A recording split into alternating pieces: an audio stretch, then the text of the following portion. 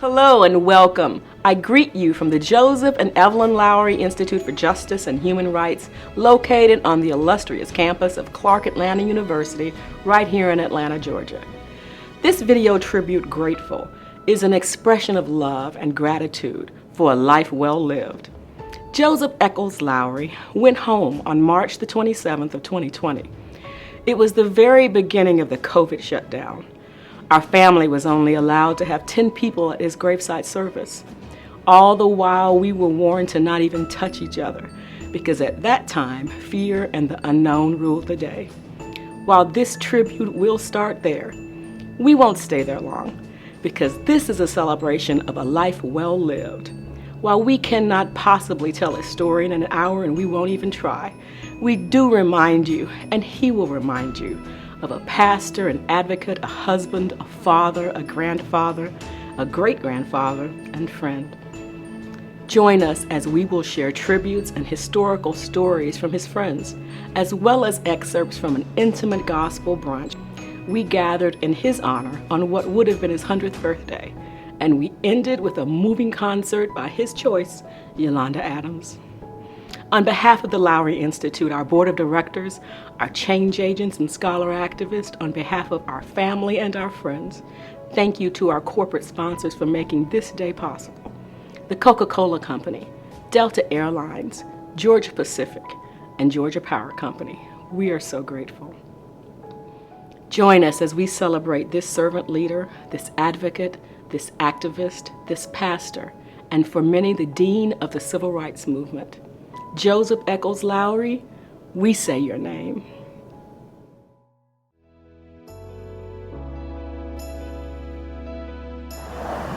May you find comfort in remembering words that he said to you. I never broke my ministry down into spiritual and secular. To me, all of life is spiritual. That the earth is the Lord's. And that includes the Sunday service and the Saturday party. All of it belongs to the Lord. And you have to live in accord with his will and love and mutual respect. And I've had a good ministry. God knows that a half century. And I wouldn't take nothing for my journey. The opportunity to work with people, to help people find themselves, to help them find the Lord. And by finding the Lord themselves, it goes together. You find them both sort of concomitantly there. And that has been a great blessing for me. And the fact that I have had successful pastorates where people have responded to my ministry and so forth. And I never separated my work with SCLC and civil rights from my ministry. It was all tied together. I never felt you could teach people to make heaven their home without teaching them to make their homes here heavenly. And when you talk about making your home here heavenly, you're talking about justice. And an end to hunger, and an end to homelessness, and an end to want, respect, R-E-S-P-E-C-T for one another, dignity, peace in the world. So it was just, I always felt comfortable. Once I made up my mind, I floundered no more. I will trust in the Lord. I will trust in the Lord. I will trust in the Lord until I die. Oh, freedom. Oh, freedom. Oh,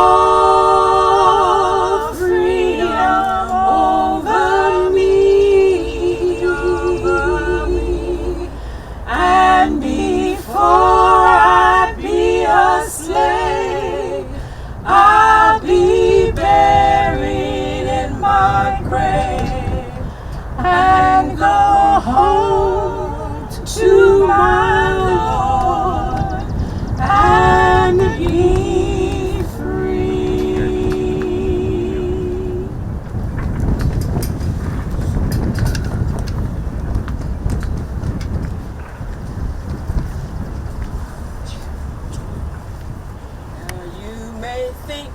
You may think that there ain't no more, that there ain't no more. Now you may think, now you may think that there ain't no more, that there ain't no more. Now you may think that there ain't no more, and there ain't.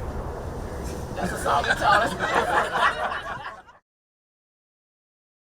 When the mission statement of the Lowery Institute was written 20 years ago, Dr. Lowery was emphatic when he wrote that every citizen should have the right to and be able to express their own political voice. His lifelong commitment to civic engagement, to protecting the rights of every citizen, was a part of his ministry because voting equated with human dignity. In 1965, following the historic Selma to Montgomery March, Dr. King asked Dr. Lowery to head the delegation to take the demands of the march to Governor George Wallace. Things didn't quite go the way they planned. Governor Wallace, who had been a fierce defender of segregation, refused to see him. We got to the door of the Capitol. The governor sent his secretary to say he would take the petition. I said, no. We walked 50 miles. We're not about to give it to the secretary. So I refused to give it to him. And about 4 or 5 days later, the governor called and said he would meet with certain members of the committee. And he picked out some. I was not one of the chairman was not one that he picked to meet with. But I polled the committee, and the committee voted unanimously. It was all or nothing at all. So the next day he called and said he'd meet with us. So he did. He met with us for about 90 minutes. And while we're meeting, the governor had a little piece of paper. He tore up a little piece of paper. And by the time we finished, we had a big mountain of little scraps of paper he had torn up while we were meeting. And I told him that God was going to hold him accountable. But that, and of course, pretty soon we had the Voting Rights Act of '65, which is probably the most significant piece of legislation in our lifetime because it changed the whole voting pattern of the nation. Interesting that 30 years later, George Wallace would reach out to Dr. Lowery as Wallace expressed regret for his actions in the past. The March 6, 1995 Baltimore Sun printed the following: "Thank you for coming out of your sickness to meet us," said the Reverend Joseph E. Lowery. "You are a different George Wallace today. We both serve a God who can make the desert bloom. We ask God's blessing on you." As a Lowery Institute board member, I'm committed to inspiring leaders to improve their communities for the common good. Thank you so much. Talk about liberation lifestyle that make us free at last. I'm talking about rebuilding that hope, giving a rebirth to the hope in the hearts of black people that enable us to stand the storm, believing that it wouldn't be long, that if we held on to the principles and held fast to our dreams, that one day things would be better. And some of them are. We must rebuild that dream and hold fast the dream. We've always been a people of hope. Even when we sang the blues, we had hope. What did the blues say? I may be blue, but I won't be blue always.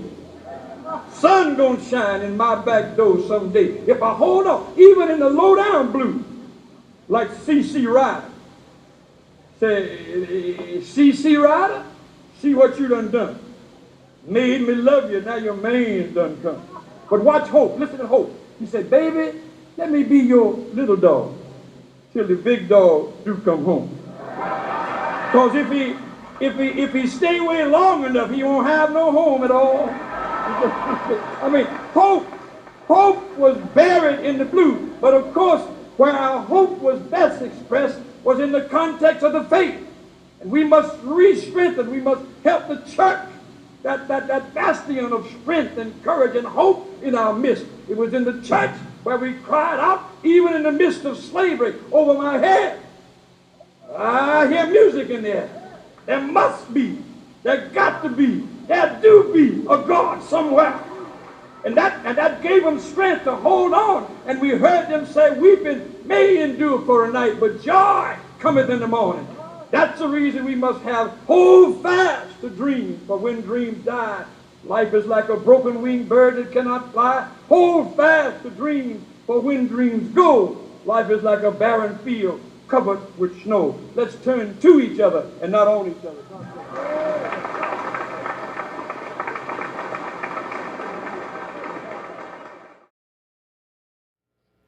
Now, I talked to Joe on my way here, and he gave me some orders. You know, he was always giving orders. And he said, Stith, I want you to remind them that we've come too far. We marched too long, we prayed too hard, wept too bitterly, bled too profusely, died too young to let anybody turn back the clock on the journey to justice. So I'm here to remind you, just as Joe told me to do. But unfortunately, beloved, we find ourselves among a generation where too many don't appreciate how far we've come. There are too many who think we've always had as much access to Harvard as Howard. We find ourselves among a generation where too many know more about Bloody Marys than Bloody Sunday. Come on, somebody. We find ourselves among a generation where not enough have wept or bled, died or prayed to advance a cause beyond their desire for things material. He told me to tell you, Stith, he said, tell them that we don't need to be so consumed about getting vaccinated to fend off COVID that folk lose sight of the fact that America needs to be inoculated for racism. It needs to be inoculated for sexism. It needs to be inoculated for materialism and commercialism and nihilism and skepticism and pessimism and this partisanism that results in this country continuing to sacrifice the weak and the vulnerable on the altar of avarice. He said, remind the folk to stay fired up and ready to go. We need to vote. We need to get folk out to register to vote. Beloved, we've got miles to go before we sleep and promises to keep. We need to stay fired up. Once to every man and nation comes the moment to decide for in the fight between good and falsehood, for the good or evil side. We need to stay fired up through many dangers, toils, and snares. We have already come towards grace. Hallelujah. Grace that brought us safe thus far. And grace will lead us home. Tell them, stay fired up. Get fired up. Be fired up and ready to go. In the name of Joseph Echols Lowery, celebrate that.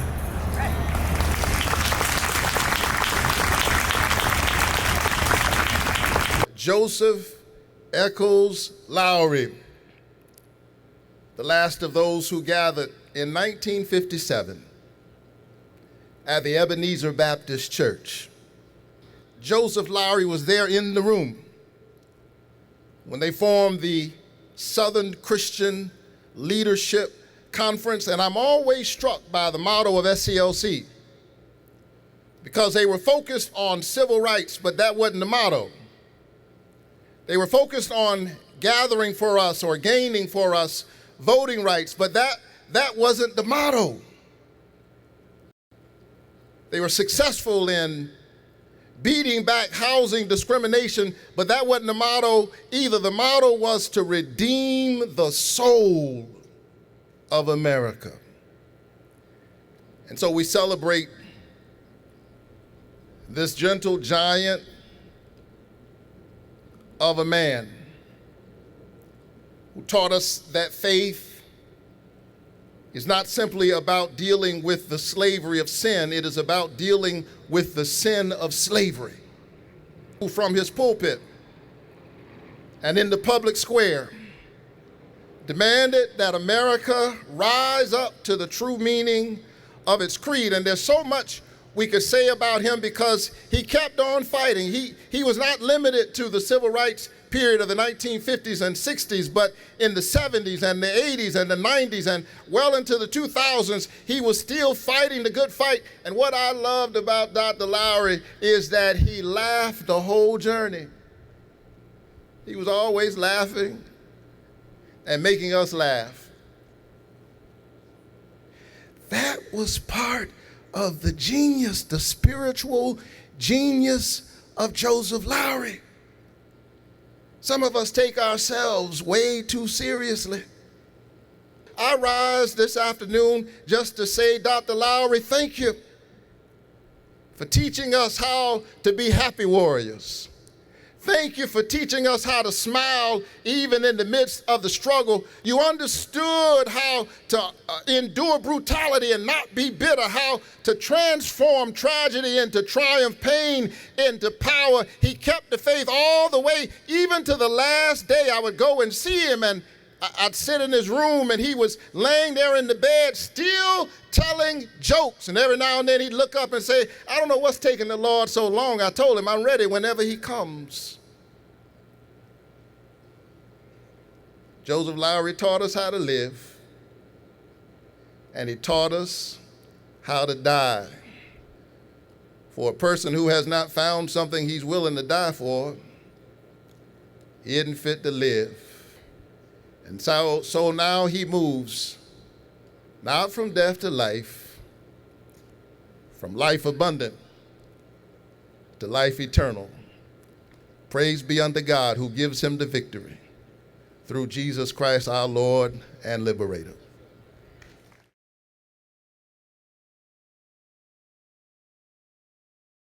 There's good cholesterol and there's bad cholesterol. And that's what I think about CT, another crazy Negro, that everybody in the movement was a little crazy. But like cholesterol, there's a good crazy and there's a bad crazy. See, when Harriet Tubman would run up and down the underground, she was as crazy as she could be, but it was a good crazy. And when Paul preached to Agrippa said, Paul, you crazy. But it was a good crazy. And I'm saying today we need more folks in this country who got a good crazy.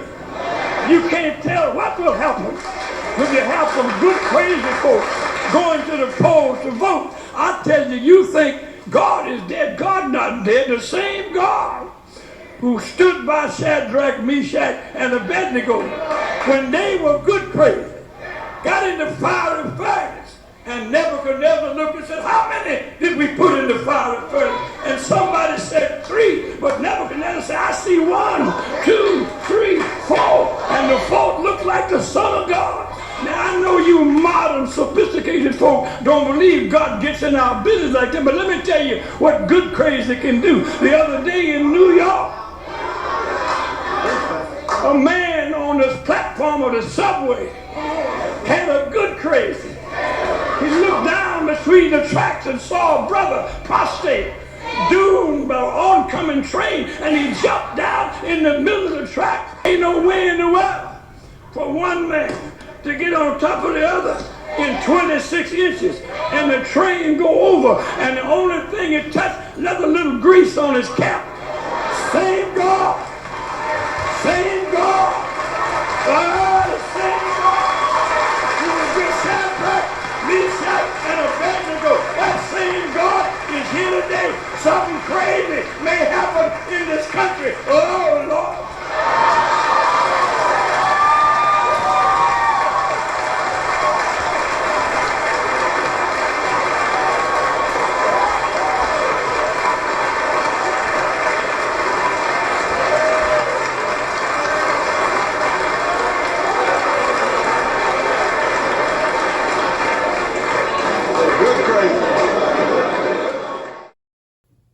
Maggie Bozeman and Julia Wilder were two respected longtime community organizers in Carlton, Alabama.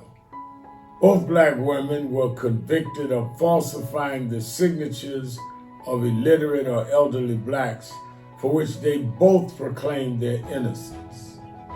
And a Pickens County judge gave Mrs. Bozeman and Mrs. Wilder 4 and 5-year prison sentences, respectively.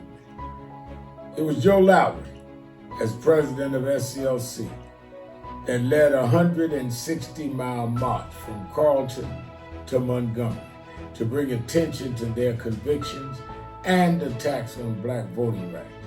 The march was extended from Alabama to Washington, D.C. to extend the 1965 Voting Rights Act. Along the way, public hearings on voting rights and registrations were held from state to state. The testimony generated from those hearings were delivered to the Congressional Black Caucus and Senator Ted Kennedy, who entered the testimony into the U.S. Congressional Record. By the way, these unsung heroes, Maggie and Julia, spent 11 days in prison and 10 months in a work release center before being paroled. Joseph Lowery never left the battlefield for his Lord. Voter registration and participation are consistent priority. Joe Lowery is responsible and is one of the few that can claim that responsibility, that was there in the beginning to get voting rights and made sure it was continually extended and kept the King movement, the movement that produced voting rights, alive. That's one of many reasons his engagement is historic and instructive at these times. Thank you.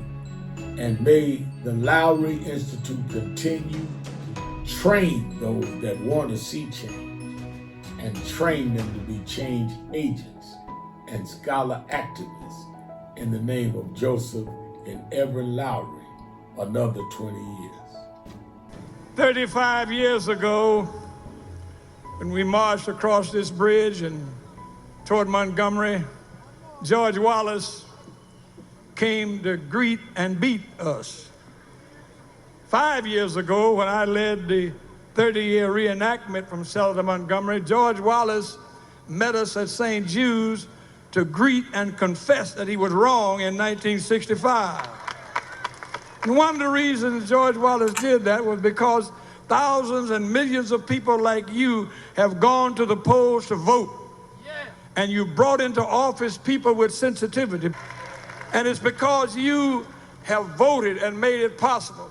So we came here today not only to commemorate, we came to send a message to all those people who want to redefine this country in their own image. We got a message for them. We ain't going back, we just going forward. Ain't gonna be no back. We gotta send a message that the criminal justice system, that same mentality that beat us in 1965, is still alive today. It's alive in New York, where they killed Diallo. It's alive in California, where they've indicted police officers for framing black people and Hispanic people. It's alive in Louisville, Kentucky, where they're marching right now in protest of police killing an unarmed man. So we send a message today that we're going to be counted. And let me say this as I take my seat. Don't let anybody keep you from being counted, because if you don't be counted, you ain't going to count. I first began working with Dr. Lowery, and the People's Agenda was in 2000. And his vision was that he wanted a statewide organization that could reach all communities in the state, especially black people in the state of Georgia and other surrounding southern states, because he didn't work just in Georgia. He was in Alabama, he was in Texas, he was in Florida, everywhere. He was national. And so that he wanted to expand that reach to people on the ground. And that was his vision, that you got to touch the everyday person to help them to understand why it's important that elected officials make a difference in your life, and therefore you've got to vote to have those right elected officials. I was so happy that we could work with the Institute, with his change agents, as he called them. So they are definitely on the way to being those great change agents and leaders that we need in America. He wanted a Georgia that represented all people. And so Dr. Lowery was there, engaged in that process, and he would have just been sometimes he would do a little dance and a little jig, at his age, and he would have been dancing a jig because he would have been so happy that the people in Georgia understood that if you turn out, you can make a difference.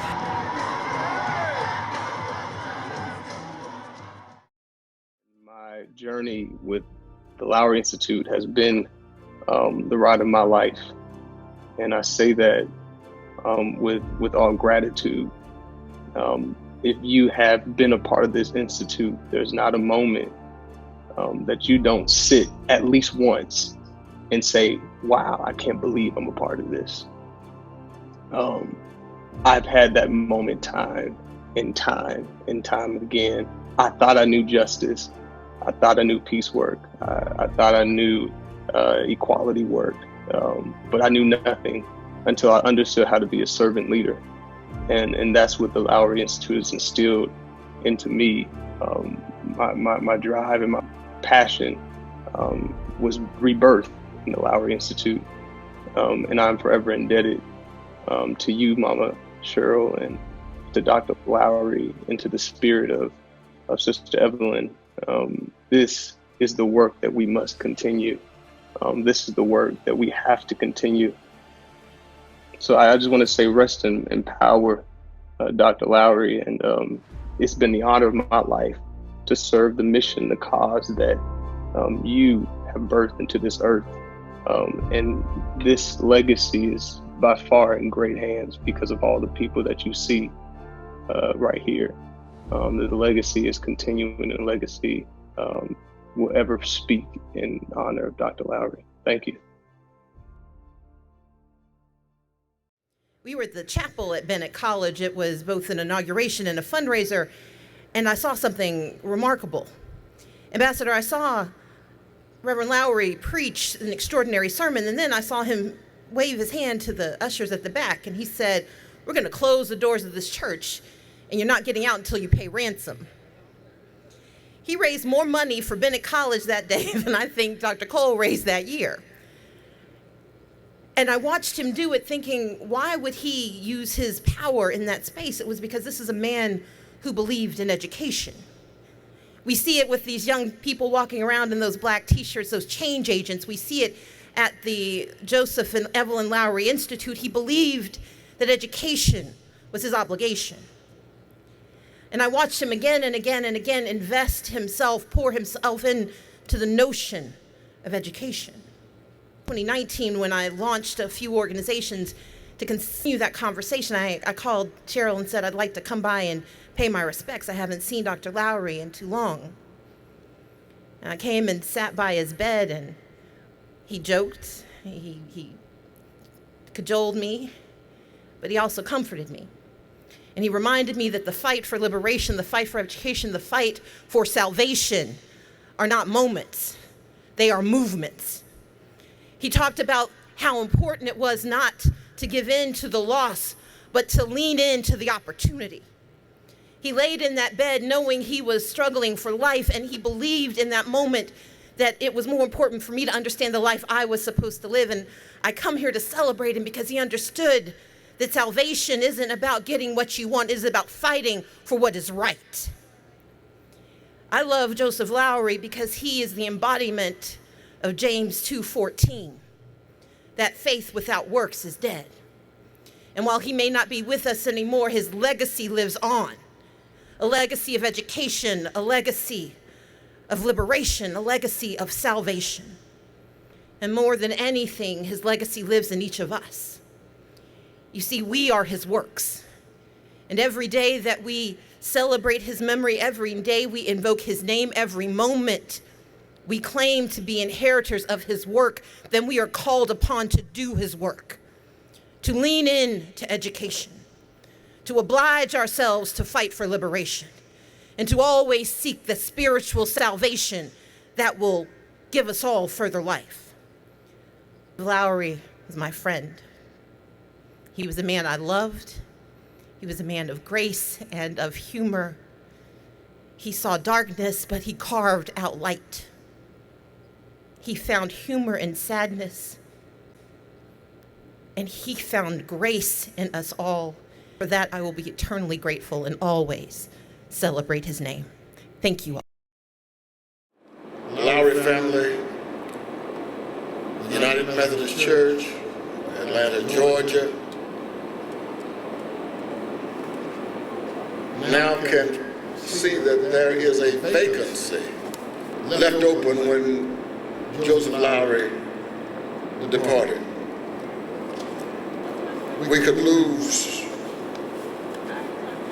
a great intellectual, great professor, but we could find another great intellectual. We could find another great socio-political instructor. But what African American would dare stand up and say, I am replacing Joseph Echols Lowery? Not one. Joseph Lowery was an extraordinary and, as you could see, charismatic personality. I did my first sermon in a Methodist church, and I stood in front of the pulpit and forgot everything I was going to say. I had worked it, I looked in the bathroom mirror. I mean, I had practiced. But I remembered my homiletics professor, Dr. Eugene Lowery, had said, when you forget, recite some part of it that you can remember of the scripture. And so I said, oh yes, I got it. And so I said, behold, comes out of Revelation, behold, I cometh. But nothing came, so I said, let me see. Behold, and then I remember he said, now you hold on to the podium. And I held on, still didn't come. So his last instruction was, then you walk around. So I began to walk across. They thought it was a part of the sermon. Behold, I cometh. Behold, and just like these wires are here, I tripped over the wires and fell off right in front of one of the sisters. And I'm laying down there on the floor, and she patted me on the head. She said, it's all right, baby. And I said, man, I'm so sorry. She said, no, don't worry about it. You told me you were coming. Behold, Joseph Lowery came. Behold, Joseph Lowery. As God looked down from heaven and told everybody, Joseph Lowery coming. And because he came, this whole country is the better. I'm finished now.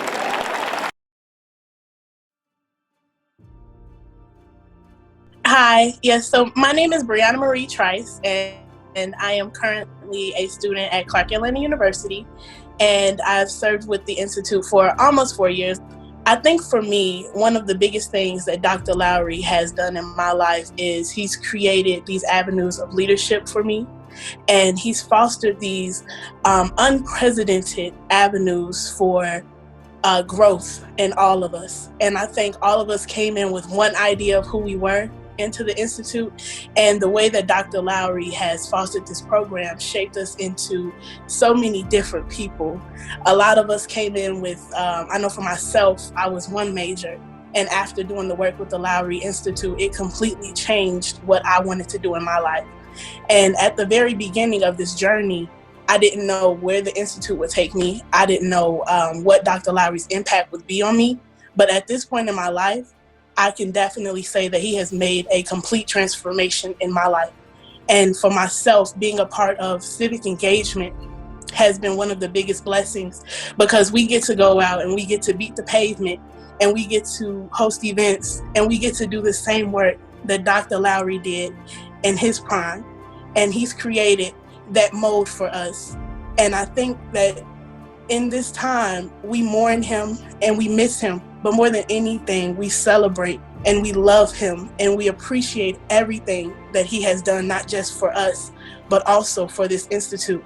And one of the biggest impacts that he's made on me was the fact that he was so personable, and the fact that no matter when I was in his presence, I always saw a smile. He was always fun. He was always laughing, always joking. And that's why I refer to him as my forever dance partner, because at every birthday celebration, he wanted to dance. And that was never anything that stopped him from doing that. And I know right now he is dancing with his beautiful beloved in heaven. And I'm so happy to have been a part of this institute and to be a part of his legacy. And for that, we continue on with that legacy. Dr. Lowery, we got you.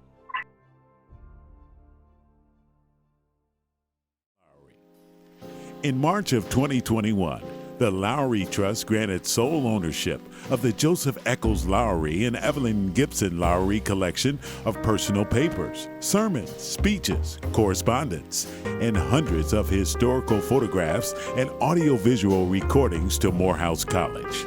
The Atlanta University Center, Robert W. Woodruff Library, was formally designated as custodian of the collection, with responsibilities for housing and providing broad access for students, scholars, researchers, and the global community, encompassing more than 450 linear feet and spanning the years of 1946 through 2014.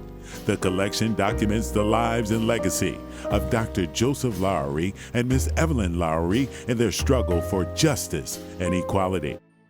I am beyond delighted and really proud that the family of Evelyn and Joseph Lowery asked Morehouse to take custody of their papers and to partner with the Woodruff Library to archive them and curate them. We're also beginning to talk about, with Loretta Parham at the library, sort of, using this as a nucleus to begin to even capture, if you will, the ecosystem that gave rise to the civil rights movement. So we are moving the Morehouse archive collection to the Woodruff Library. So we're beyond proud and honored to have this. The writings of Reverend Lowery and Reverend King are fundamental to understanding what it means to engage in nonviolent advocacy for social justice. We now have the tools and the obligation to be the mustard seed that grows the next generation of young leaders who will continue to bend the arc toward justice. So certainly having the collection here at the Atlanta University Center Woodruff Library is a huge compliment, I would say, to the students who come to this university and to the faculty for sure. I say often that it is a real academic benefit to have access to primary resources at the undergraduate level, because that doesn't happen everywhere. This is complemented or further accelerated when you think about the fact that it's within this consortium of historically black colleges and universities who have always cared for and nurtured and regarded and respected our history and our role in this civil rights movement and our role in social justice. So there's a huge plus, the benefit, I believe, for the students here.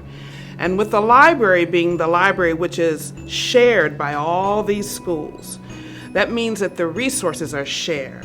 That means the benefit just really, it multiplies. The collection, if you try to personify it, it stands next to other great collections here at the Atlanta University Center. And you're not going to find that marriage, that blend, that partnership at many other archives in the way that we have it here. So Reverend Joseph Lowery and Mrs. Evelyn Lowery, those collections stand next to obviously the Dr. Martin Luther King Jr. collection. It stands next to the Maynard Jackson collections.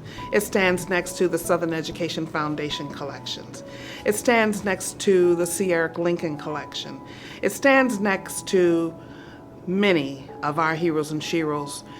So we're really thrilled, we're really glad to have this responsibility. It's awesome, it's a little intimidating too, but nevertheless, we have a strong team and we are pleased to be able to support our institutions in this way, and certainly the estate as well.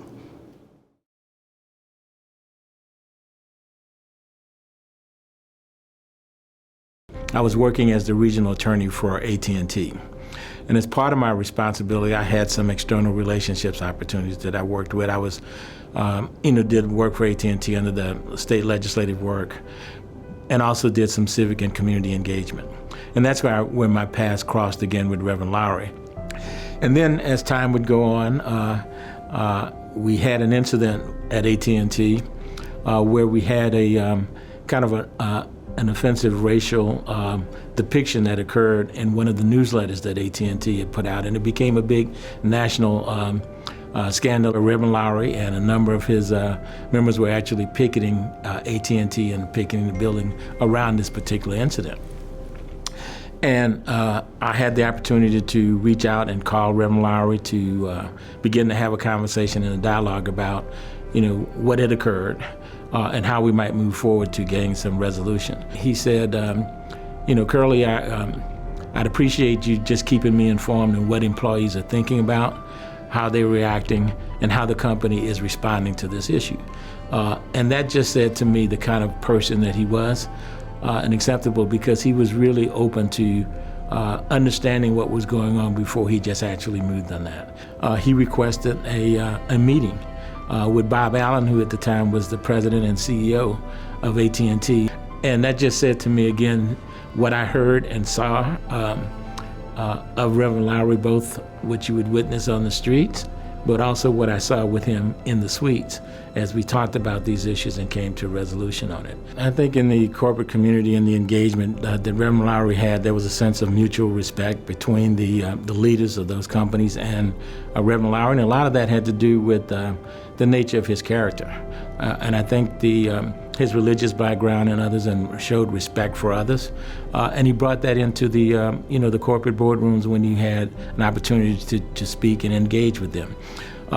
And he was not afraid of what I would call the challenge process, and that was simply, he would hold them accountable. He would not give them a pass. He would take them to task on the issues that were at hand. But he did that in a very respectful and a gracious manner. And I think what people really appreciated, and I know one of the things I appreciate, was the humility that Reverend Lowery displayed. And I think that's one of the things that distinguished him somewhat from some of the other civil rights leaders, was that, he always showed a sense of humility. He can bring humor into the conversation too when tensions got pretty high working. He had a way of diverting some of those tensions so it didn't get too heated by throwing in some of his wit and humor that he brought to the place. And I think people appreciated that aspect of him and that part of his character and the manner in which he conducted himself when he had those engagements. I try to take those same characteristics and apply those myself in situations when I'm engaging with others as well. And personally, I was honored to be in his presence, and definitely honored to be at his home, particularly after he received the Presidential Medal of Freedom Award. And, to have someone of his stature kind of reverse those things on me when I said to him how honored I was to be able to come to his home and share and break bread with him. And he turned around and looked at me and he said, "No, I'm honored to have you in my home." That's the kind of person Reverend Lowery was, and that just touched me in so many different ways. Well, the first time I was exposed to Doc was in Morehouse College many years ago. And there he always served as a beacon, an example of what an activist could do. Reverend Lowery served a duality. He was a beacon and an inspiration for activists, for civil justice, right? And then he was equally a force in corporate Atlanta and across America. And that's because the power of mobilizing people maintains a high degree of respect in the professional sector, in the corporate sector. I think Doc learned how to master that. When Publix supermarket was earmarked to move into Atlanta and Georgia, first time leaving Florida, there was word that they were opening a store and that the union was going to bring folks to protest, led by Reverend Joseph Echols Lowery. While we were engaged, I was asked what to do. And I suggested that we meet with him before the march, before the protest. He happily agreed to it. Howard Jenkins was the CEO at the time, the founder's son, a smart, honorable, conscious fellow. Reverend Lowery was able to help show Howard Jenkins how to look at engaging black consumers and also how to conduct yourself in Georgia so that you are above reproach with the unions. And I think he did that. And they grew a relationship over time. What Howard was telling him is that we're an honest organization, we're gonna do good, we're gonna try and hire as many people of color, we're gonna try to do business with as many people of color as we can. Fast forward to 30 years, we're still working with them. And the impact Doc made is still significant. One of the stores that they opened was over on Cascade Road. We call that Reverend Lowery store. The first thing I thought was to have Doc to dedicate our new office. I got a wonderful picture on my desk of him doing it. He was in the middle of a protest. He has a demanding, needy family that loves him. He's got a lot going on, but to find time to stop by my office and show me some love gives you an idea of the type of man he is. I remember when he was on the MARTA board, and I believe he chaired the MARTA board.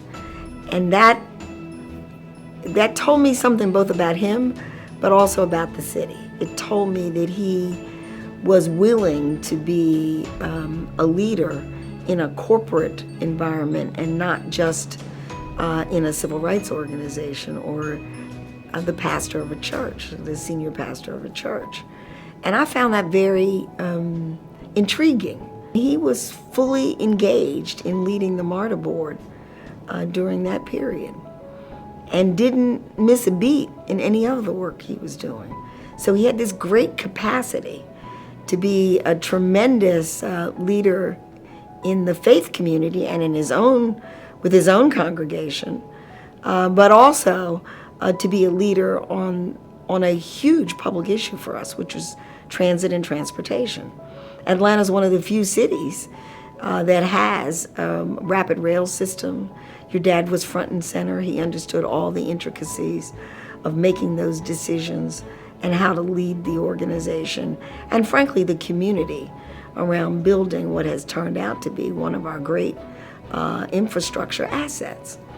I then remember him in his work around advocating for the corporate community and the business community to be more engaged and to be more understanding of the civil rights issues and the human rights issues. He was not hesitant to speak his mind. We all know that. It didn't matter where he was, but he was thoughtful. And right after I was elected, he requested a meeting with me in City Hall. I was in office, and it was the first week I was in office. Of course, I said yes. And Mrs. Lowery, Evelyn came as well. And your father had a list of things he wanted to tell me I needed to do. And that list included MARTA. I mean, he carried the mission of MARTA long after he was in the position of chairman or on the board. So not only did he do a good job, he continued to advocate for public transportation and a network of transportation systems that would serve everyone in the city, but especially those people who are dependent on public transportation. And I think about that conversation because even now I am approached from time to time by people who want to get my advice and counsel on something like MARTA. And I remember he said, we got to serve the people who need it most first. And until we do that, everything else is secondary. Number one, he was encouraging me. Number two, he was reminding me of my responsibility. That my responsibility in public life is not just to do the job as written in the city charter, but to see it through the lens of social justice. It was in that same meeting at the end that your mother said that she only had one item that she wanted to talk with me about, and that was that I should lead an effort to build a civil rights museum because Atlanta didn't have one. I got to know Reverend Lowery in 2007. I was the CEO of Delta Airlines in Atlanta, Georgia. And he asked to come meet me and talk to me about our poor performance hiring African Americans at Delta and engaging with diverse suppliers in the local community for all the things you needed to run Delta Airlines. That first meeting was a tough meeting. He was a very kind man always because he was a very gifted Methodist minister. And so he was always kind, but he was very direct and pretty tough. And I took the information. We had very civil conversation, and I went back and really looked at what we had done at Delta. And we had a lot of work to do. He was right. He'd always make the argument, he said, you've got to be just as diverse as all the people that walk on and off all your airplanes. And he was right about that. We needed to reflect the diversity of the people we served and the communities we served. And so he had this he could put himself in the shoes of a corporate leader and make the very rational arguments that it was incumbent on the business to do what was right in the community. And over time, we became really good friends. And I came to have a deep, deep level of respect and admiration for him. Because the civil rights movement that he was involved in was really tough. So for him, it was really part of his calling, because the civil rights movement in the South really originated in the churches, because that's the only place people could gather. And the leaders of that movement were all Christian preachers, strong Christian preachers and strong leaders in their communities. So for Reverend Lowery, for Dr. Lowery, it was just a continuation of his ministry to seek justice and to seek equality for people. And most importantly, to do it peacefully. It was a lifelong work for both he and his spouse, Helen. Because that was really how, if you really think about what the Gospels tell us, is it's not about what you do in church, it's about what you do outside of church. And so his mission, Dr. Lowery's mission in life really was to be a leader in the community for his people. And so you really see his legacy today in Atlanta. I greatly appreciate the opportunity to join in this tribute to my dear friend, and I will always remember the great sense of humor that he had, the jokes that we told, and the way that we teased each other. History remembers Reverend Lowery as a key player in the passage of both the Civil Rights Act of 1964 and the Voting Rights Act of 1965, creating a moral standard in this country's laws for upholding racial justice. Truly, Reverend Lowery's work has allowed this country to not only guarantee the right to vote for all, but expand our efforts to protect our democratic institutions as they fall under attack nationwide. I'm confident the Lowery Institute will continue to provide training and inspiration to our nation's next leaders in education, civic engagement, social justice, and community health. With many years of service ahead for the Lowery Institute, I want to call upon our youth and encourage them to become agents of change and scholar activists, taking the mission of Reverend Lowery and his wife Evelyn to heart. All of us are counting on young people to fight the good fight. Thank you so very much.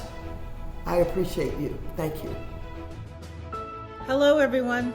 I'm Valerie Jarrett, and I'm so deeply honored to be able to participate in this celebration for Reverend Joseph Lowery. My memories of Reverend Lowery on the campaign trail back in 2008 are extraordinary. After we'd visited our 5th church of the day, I thought, well, what about a break for lunch? And he said, what's wrong with you? Are you tired? Let's keep going. We have got to be that good kind of crazy.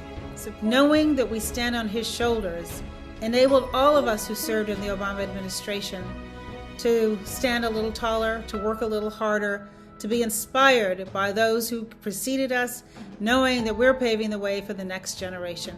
Your father was such a special man who touched me deeply. He always knew just when to call, just when to reach out, what to say, how to inspire, and how to empower every life he touched to lead a little better life, to try a little harder, to get into some good trouble, to know that there's good crazy, and to laugh until the very last moment. So thank you, everyone. It's such an honor again to be a part of this celebration. Hello, everyone. I know we all wish we could be together as we honor the incredible life of Reverend Joseph Lowery. I just want to say I'm eternally grateful that we were able to honor Reverend Lowery and so many others while he was still with us several years ago here in Santa Barbara for an incredible event celebrating our wonderful legends. And my intention with that was to ensure that Reverend Lowery understood how much he was loved and respected, how much his actions in life impacted all of us who followed the path of freedom and civil rights that he helped to create. My heart is with the entire family, and I'm just wishing for all of you all continued blessings. You have an angel on high named Reverend Lowery, and I'm grateful that we continue to honor these giants who have done so much goodness in the world. And certainly, Reverend Joseph Lowery was among the giants of the giants. God bless you all.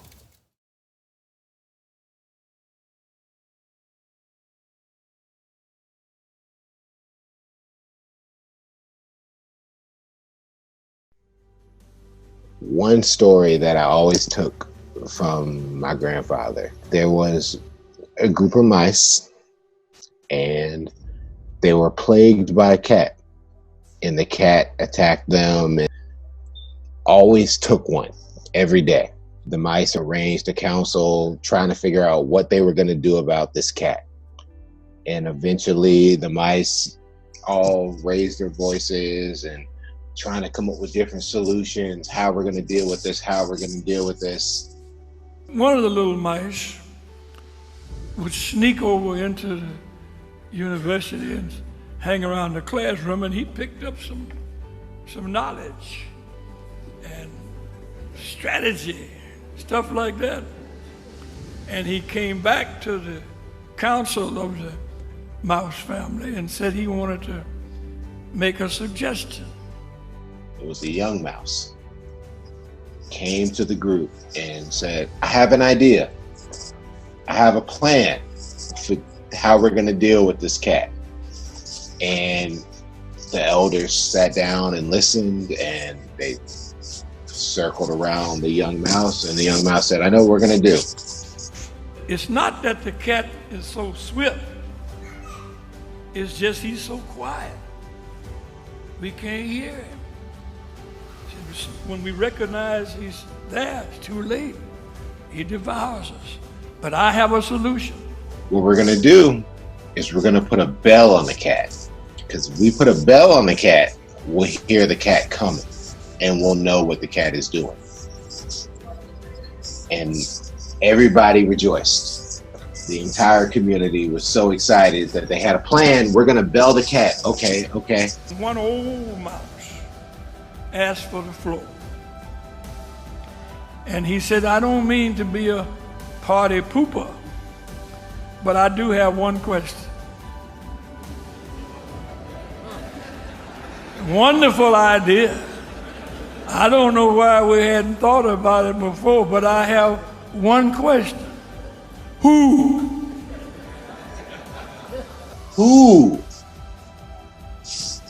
Who's gonna bell this cat? And when I look at all 39 of you all, that's the question before us all, right? Who is gonna bell this cat? And the answer is staring us all in the face. All the challenges of life, all of these things, God has a plan. And God has given us the plan. And the question is, will you accept the responsibility? Who gonna lead who gonna bell the cat? We are gonna bell that cat. All of us are gonna bell that cat. All the difficulty, the struggles, and we're gonna have to decide how this solution is created. It's on us. People like my grandfather, people like my grandmother, they taught us the words. They taught us the path. If we're going to truly transform the world the way my grandfather and my grandmother thought we were, we have to carry this message forward. We have to be the change that we thought we would be. Each of us has to assume responsibility. We must lead the charge. You can't sit around waiting for somebody else to do it. You have to do it. You have to assume responsibility. If the cat's gonna get belled, you got to do it. If we're gonna save the next generation of young folk, we got to bell the cat. It's your responsibility. I call it the moral imperative. God has given us a moral imperative, and we must seize the challenge. Take the challenge. We've got mountains to climb. We've got grief to overcome. We've got burdens to bear. Jesus walked this lonesome valley, and the song said you got to walk it for yourself. Who's gonna bell the cat? We lost the best part of ourselves. The person that taught us all a piece of ourselves. And it's hard. I love you all.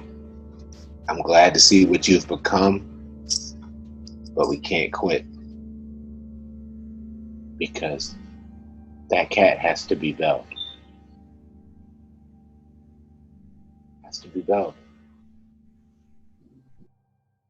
It was here when I was first touched by Barack Obama. He spoke that Sunday. John, you were here. On the Joshua generation.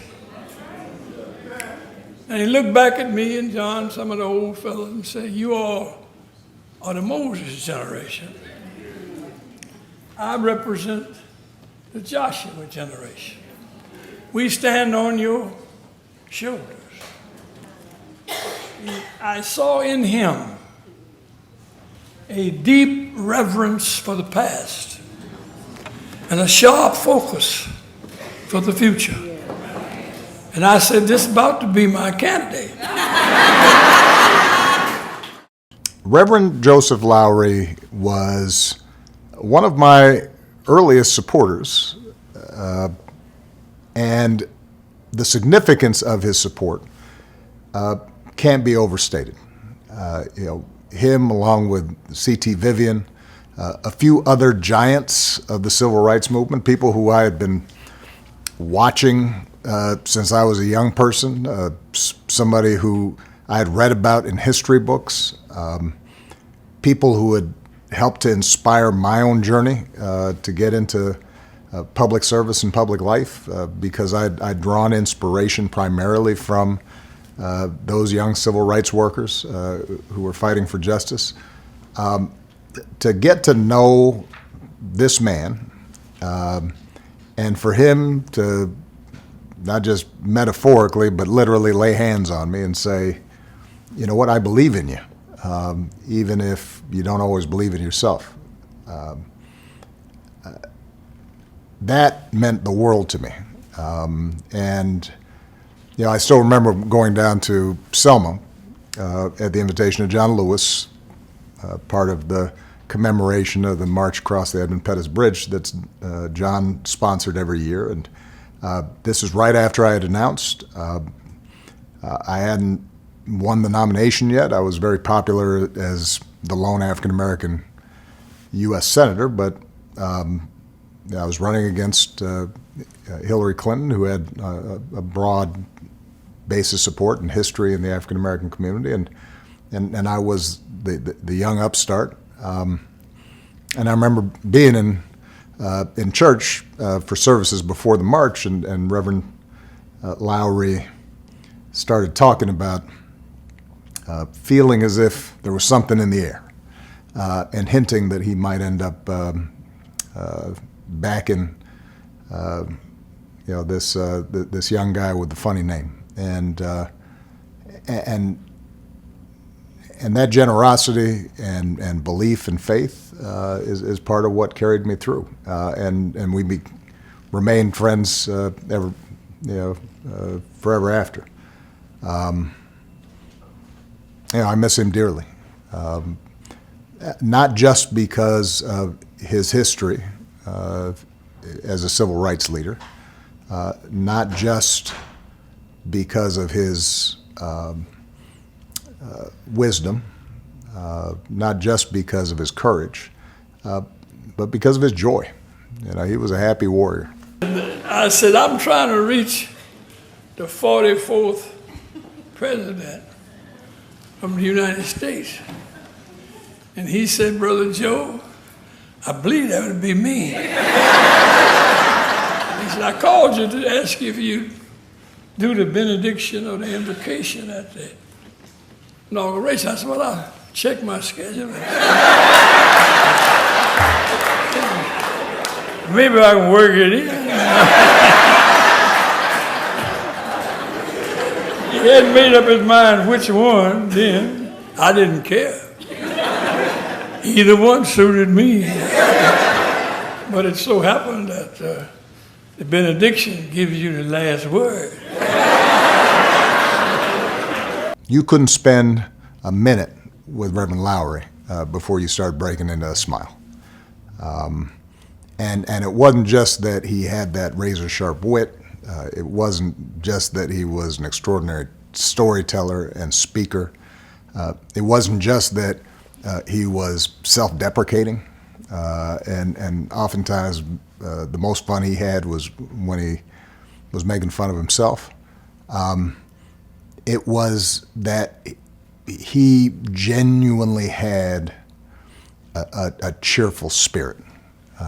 He knew that for all the tragedy and hardship and challenges and cruelties that he had witnessed, and that he had to overcome in his life, that God was looking over him, and that God was good. And he communicated that not just in sermon, but in how he led his life and how he interacted with others. And that's why I think so many people gravitated towards him, because we all need that joyful spirit, that happy warrior, to keep us going in our lives. I wanted to connect an event and words that were spoken on the Lincoln Memorial 40-some years prior to the inauguration. And the ears of my soul heard a 34-year-old preacher standing on the steps, issuing a summons to a nation to climb up out of the pits of racism and obsession with color to a higher ground of character and competence.